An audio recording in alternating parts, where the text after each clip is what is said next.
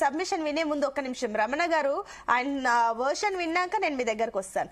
రమణ గారు, సో ఏపీలో అయితే అంత బానే ఉంది, ఇది అంత కృత్రిమ కొరత, ఇదంతా తప్పుడు ప్రచారంతో ఈ రకంగా సృష్టిస్తున్నారు అని చెప్పేసి ఇందాక గురునాథం గారి కమెంట్స్ మీరు విన్నారు కాబట్టి నిజమేనా లేదంటే కొరత నిజంగానే ఉందా, మీరేమంటారు?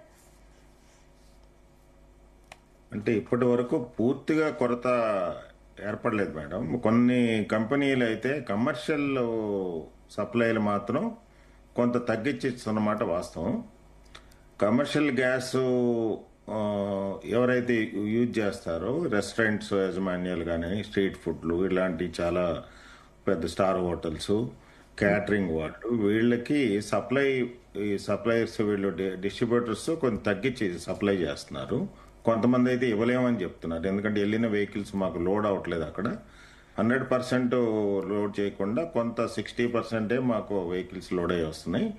సో స్టాక్ మాకు రావటం తగ్గింది కాబట్టి మేము కొంత తగ్గించి సప్లై చేస్తామని చెప్తున్నారు. కానీ అంటే మనం ఇప్పుడున్న పరిస్థితుల్లో ఏంటంటే మనకి అంటే నిల్వలు లేకపోవటం అనేది వాస్తవం కాదు, నిల్వలు సరిపడా ఉన్నాయి.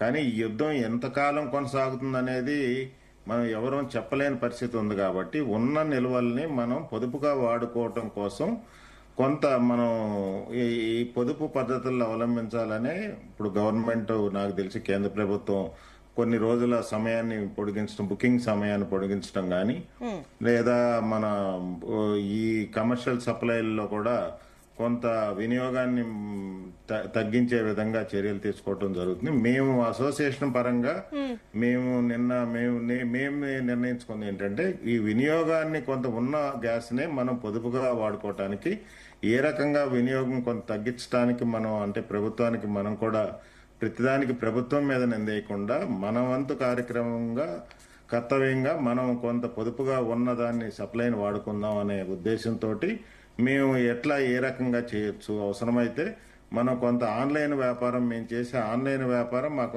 ఎట్లాగో నష్టం చేకూరుస్తుంది కాబట్టి అవసరమైతే ఆన్లైన్ వ్యాపారాన్ని ఆపివేయటం, లేదా సోమవారం నాడు ప్రతి సోమవారం అసలు వ్యాపారాలు ఉండవు కానీ నష్టం చేకూరుస్తూ ఉంటాయి ప్రతి హోటల్స్కి. అందుకని చెప్పి ప్రతి సోమవారం అవసరమైతే హోటల్స్ను మూసేయటం, లేదా ప్రభుత్వానికి ఏంటంటే ప్రభుత్వమే మన కోవిడ్ సమయంలో కొన్ని సమయ నియంత్రణ అనేది పాటించింది అప్పుడు ప్రభుత్వం. అట్లాగే కొన్ని మామూలు రెస్టారెంట్లు కానీ స్ట్రీట్ ఫుడ్లు కానీ స్టార్ హోటల్స్ కానీ వాళ్ళని అంటే వర్కింగ్ అవర్స్ని కుదించటం, అది ప్రభుత్వ పరంగా తీసుకోవాల్సిన చర్య. సపోజ్ రాత్రి 2 వరకు కూడా స్ట్రీట్ ఫుడ్, 12 వరకు రెస్టారెంట్లు నడుస్తూ ఉంటాయి. ఆ సమయాన్ని కొంత కుదించి రాత్రి 10 వరకు క్లోజ్ చేయటము, ఇలాంటి ఇప్పుడు 3 మెన్ కమిటీని ముఖ్యమంత్రి గారు నియమించారు కాబట్టి మేము కూడా అసోసియేషన్ పరంగా 3 మెన్ కమిటీని కలిసి మా అభిప్రాయాన్ని తెలియజేయడం జరుగుతుంది. అట్లా కొంత ఉన్న గ్యాస్ ని మేము కొంత పొదుపుగా వాడుకుంటూ వ్యాపారాలు పూర్తిగా ఇబ్బంది పడకుండా వ్యాపారస్తులు వినియోగదారులు కొన్ని హోటల్స్ మూతపడిపోయాయి, మూసేశారు అని చెప్పేసి అంటున్నారు, నిజమేనా? ఇంకా పూర్తిగా ఎక్కడ మూతపడలేదు మేడం, అది అవాస్తవం. హోటల్స్ మూతపడని అనేది అవాస్తవం. బెంగళూరు కొన్ని చోట్ల ఏంటంటే వాళ్ళు బంద్ చేశారు. అంటే దీనికి కొంత ఏంటంటే వాళ్ళు ఒకరోజు బంద్ ప్రకటించారు. కానీ హోటల్స్ అంటే ముందు జాగ్రత్త చర్యగా ప్రభుత్వానికి ఏదో ఒక హెచ్చరికలాగా ఇవ్వడానికో ఎందుకో వాళ్ళు తొందరపాటుగా బంద్ చేశారు. కానీ బంద్ చేయటం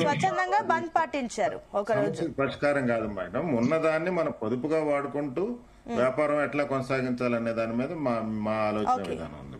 ఒక నిమిషం అండి. ఎస్ మస్తాన్ రావు గారు, వస్తాను.